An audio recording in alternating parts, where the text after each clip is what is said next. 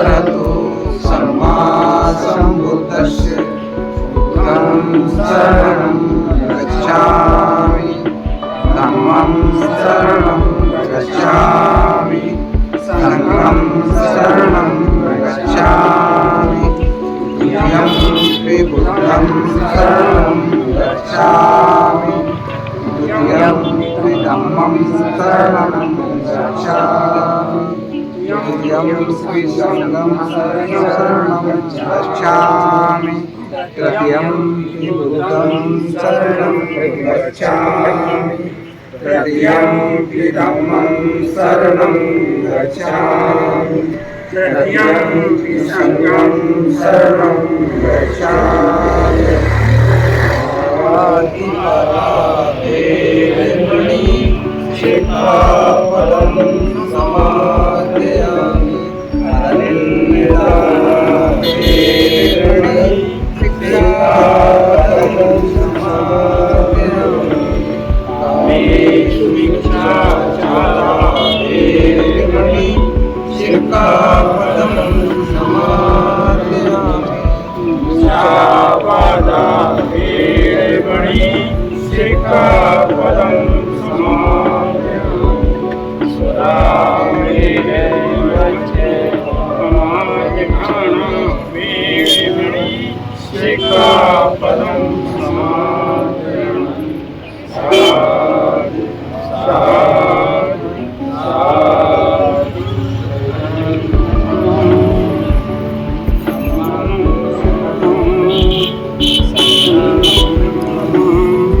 सभी लोग सुबह में बैठ जाएं।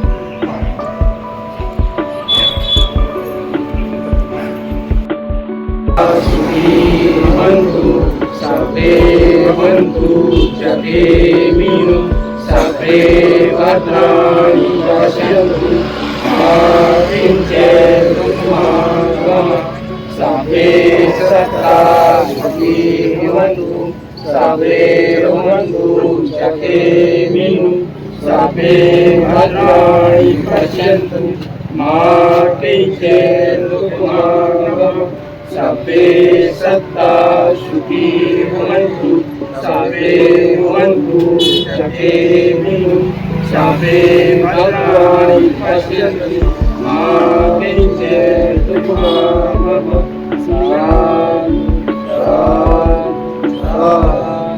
दुनिया के सभी प्राणी सुखी हो, सभी का कल्याण हो, सभी को कल्याण किसी को कोई दुख न हो।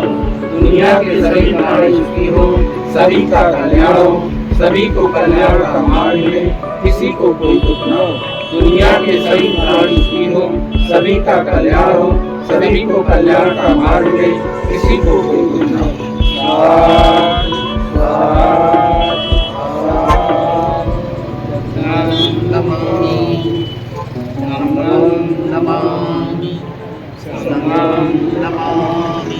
सभी लोग सुबह में बैठ जाएं और बारी बारी करके सब लोग श्रद्धांजलि की देने बाबा साहब की दें, क्योंकि उन्हीं ने तो हमें शिक्षा का अधिकार दिया। उस शिक्षा का अधिकार का उपयोग करके आज हम लोग तरक्की कर रहे हैं। आज सभी लोगों को मालूम होगा कि पहले 14 घंटे 16 घंटे काम करवाया जाता था, तो वो 14 घंटा की जगह 8 घंटे किसने किए?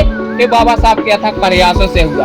आज सबसे बड़ी जो RBI है, भारतीय रिजर्व बैंक ऑफ इंडिया, वो स्थापना करने में किसका हाथ है? बोधिसत्व बाबा साहब डॉक्टर अम्बेडकर। तो ऐसे तमाम कार्य हैं जो बाबा साहब ने किए हैं, अगर मैं गिनाने बैठूं तो 2 घंटे लग जाएंगे।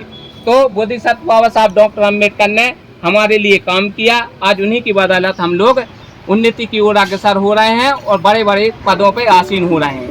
तो आज हमारे इस श्रद्धांजलि कार्यक्रम में हम सभी लोग उपस्थित हुए। तो आज हम लोगों का कर्तव्य है कि जब भी हमारे घर में चाहे दुख का हो चाहे सुख का काम हो, हम उन महापुरुषों के छाया चित्र पर पुष्प अर्पित करें, कैंडल जलाकर उनको नमन करें। तो ये बात है कि सामान्य सी बातें मैंने आप लोगों को बताई। अब मैं बुद्ध के समय की 2 घटनाओं का जिक्र करके इस कार्यक्रम को समापन की ओर ले जाऊंगा।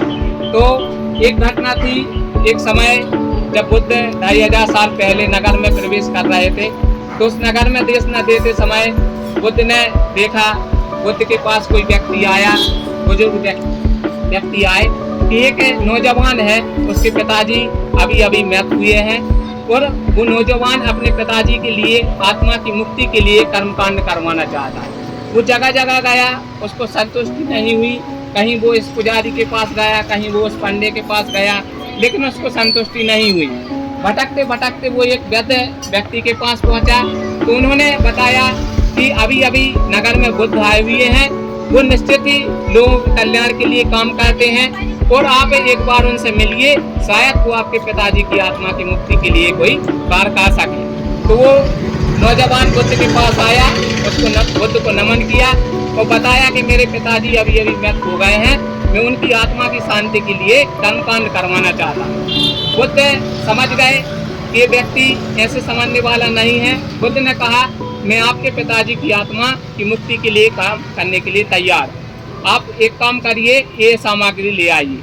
तो बुद्ध ने कहा कि 2 घड़े लाइए, एक घड़े में घी भर के लाइए और दूसरे घड़े में कंकड़ पत्थर भर के लाइए और एक लकड़ी का डंडा लेके आइए।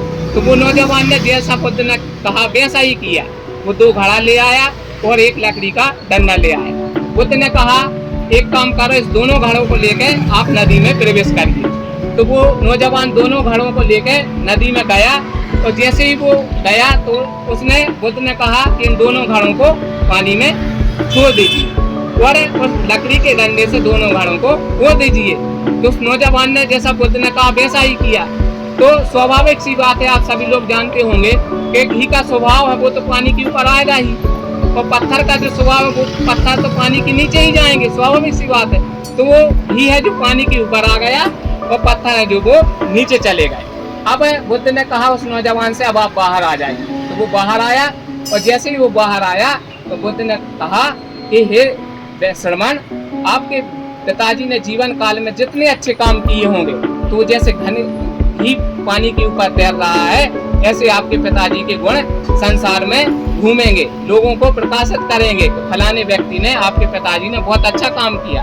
और जैसे पत्थर है, अगर आपके पिताजी ने जीवन में कुछ बुरे काम किए होंगे, कुछ गलत काम किया होगा, तो पत्थर के समान पानी में नीचे चले जाएंगे। तो उस नौजवान की आंखें खुल गई और उसने जाना कि इस संसार में जो कुछ है वो जीते जी है, मरने के बाद कुछ नहीं है। इसलिए हमें अपने जीवन में काल में अच्छे काम करने चाहिए, लोगों की भलाई के लिए काम करना चाहिए, लोगों को अच्छा मार्ग बताने चाहिए, लोगों की जितनी सहायता बने वो सहायता करना चाहिए, क्योंकि जो कुछ भी है वो हमारे जीते जी है, मरने के बाद कुछ नहीं है। ऐसे ही बुद्ध के समय की एक घटना है। एक नगर था, उस नगर में एक श्रेष्ठी था, उस नगर में एक किसा गौतमी नाम की महिला थी। विवाह थी, उसका विवाह नगर के एक श्रेष्ठ धनवान से हुआ और विवाह होने के कुछ समय बाद एक पुत्र का जन्म हुआ। उस पुत्र का जन्म होते ही छोटी सी अवस्था में ही उसको सांप ने डस लिया। उसको सांप ने डस लिया तो वो मृत हो गया। अब वो उस महिला को उस पुत्र के जाने से इतना दुख हुआ कि वो पागल सी हो गई। कुछ लोगों ने कहा ये पागल हो गई है, ये इधर उधर घूमती रहती है। तो जगह जगह उसने कोई कर्मकांड करवाया, किसी को दिखाया कि हमारे पुत्र को जीवित कर। तो ऐसे ही घूमते घूमती वो कहाँ पहुंची? बुद्ध के पास पहुंची और बुद्ध को नमन किया और कहा कि मेरे पुत्र को सांप ने डस लिया है, आप कृपया करके मेरे पुत्र को जीवित कर दें, तो इसके लिए आपकी बड़ी मेहरबानी होगी। तो बुद्ध ने कहा कि ठीक है, मैं आपके पुत्र को जीवित कर दूंगा, लेकिन उसके लिए आपको मेरी एक शर्त माननी पड़ेगी। तो उस महिला ने कहा कि बताइए आपकी क्या शर्त है, मैं उस शर्त को पूरा करूंगी। तो बुद्ध ने कहा आप एक घर में जाइए और एक घर से एक गेहूं के ऐसे दाने लाइए, इस घर से जिस घर में कभी किसी व्यक्ति की मृत्यु न हुई। तो उस महिला ने कहा ये तो सामान्य सी बात है, छोटी सी बात है, मैं अभी जाती हूँ और किसी भी घर से 4 गेहूं के दाने लाती हूँ। तो वो महिला गई और किसी भी घर में गई और कहा हे बहन, मेरे लिए गेहूं के 4 दाने दे दीजिए, उससे मेरा पुत्र जीवित हो जाएगा। और जैसे ही वो बहन 4 गेहूं के दाने देने लगी, कुछ दाने देने लगी, उस बहन ने पूछा कि रुक जाइए, आप बताइए आपके घर में किसी की मृत्यु तो नहीं हुई है? तो उस महिला ने कहा कैसी बात करती हो बहन, अभी अभी तो मेरे घर में पुत्र की मृत्यु हुई है। तो उसने कहा हमें नहीं चाहिए। तो वो फिर दूसरे घर गई, तीसरे घर गई, चौथे घर गई, ऐसे ऐसे करके पूरे नगर में घूमती रह गई। और घूमते घूमते हर घर से उसको यही सुनने में मिला कि किसी का पुत्र खत्म हो गया, किसी का भाई खत्म हो गया, किसी का पति खत्म हो गया, किसी के पिताजी खत्म हो गए। आखिरकार वो महिला निराश होकर बुद्ध के पास आई और बुद्ध से कहा कि इस नगर में ऐसा कोई घर नहीं है जहाँ किसी ना किसी की मृत्यु न हुई हो। तो बुद्ध ने समझाया कि संसार अनित्य है, इस संसार में जिसका जन्म हुआ है उसका मरना निश्चित है। तो उस महिला की आंखें खुल गई और आखिरकार में वो एक भिक्षुनी बनी और भिक्षुनी